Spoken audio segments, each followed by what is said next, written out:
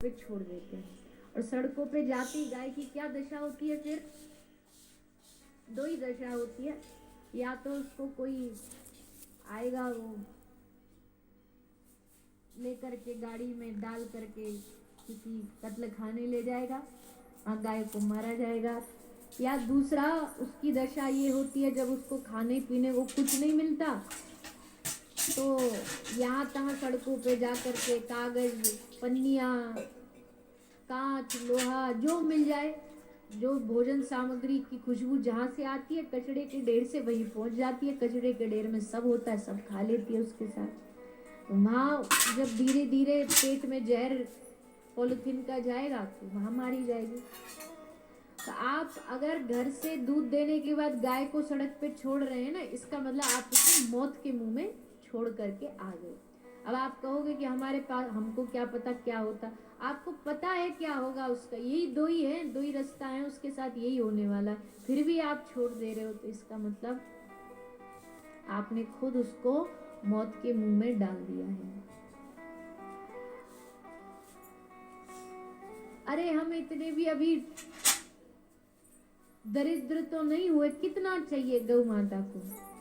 अगर बूढ़ी हो भी गई, दूध नहीं भी दे रही, और वैसे तो आजकल भी धीरे धीरे जागृति आ रही है, लोग गायों के गोबर का उपयोग करने लगे हैं, गौमूत्र का उपयोग करने लगे हैं। कई कई राज्य सरकारें भी हैं जो गोबर और गौमूत्र को खरीद रही हैं, तो उसमें भी गाय का उपयोग हो सकता है। तो रास्ते तो बहुत सारे हैं, पर आप सबको उसको खोजना चाहिए।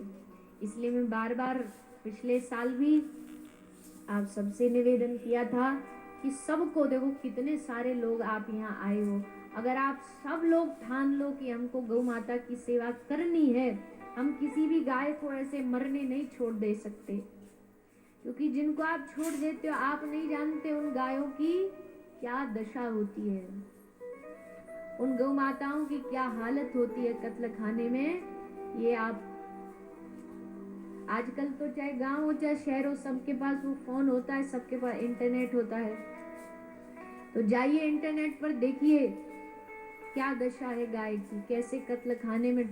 पहले तो उनको ट्रक में ठूस ठूस करके ले जाके भर के ले जाते हैं, जहाँ एक गाय खड़ी करने की जगह नहीं, वहां 10-10 गाय खड़ी करते हैं, उसमें भरते हैं, और फिर वहां जाकर के भी उनके साथ जो सलीखा किया जाता है, जो उनके साथ व्यवहार किया जाता है, देख करके रूप शरीर कांपने लगती है।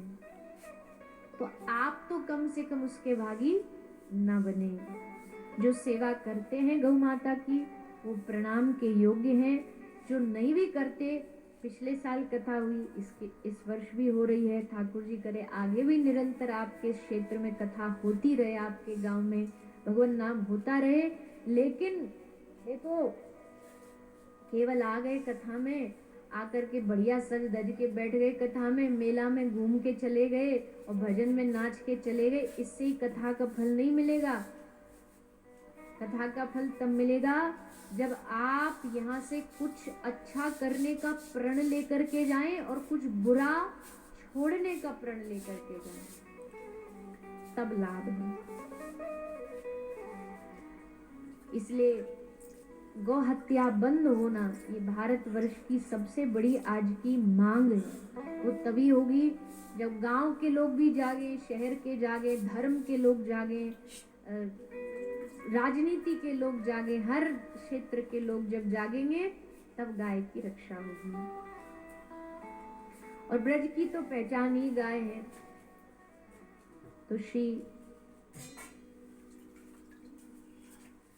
श्री यशोदा मैया लाला को लेकर के आई, लाला को गाय के पूंछ से झाड़ा लगवाया, यमुना जी में स्नान कराया, सोचा कि लाला की सब अला बला टल जाएंगी। लेकिन फिर क्या हुआ, फिर एक दैत्य आया सकट के रूप में लाल जी को मारने के लिए।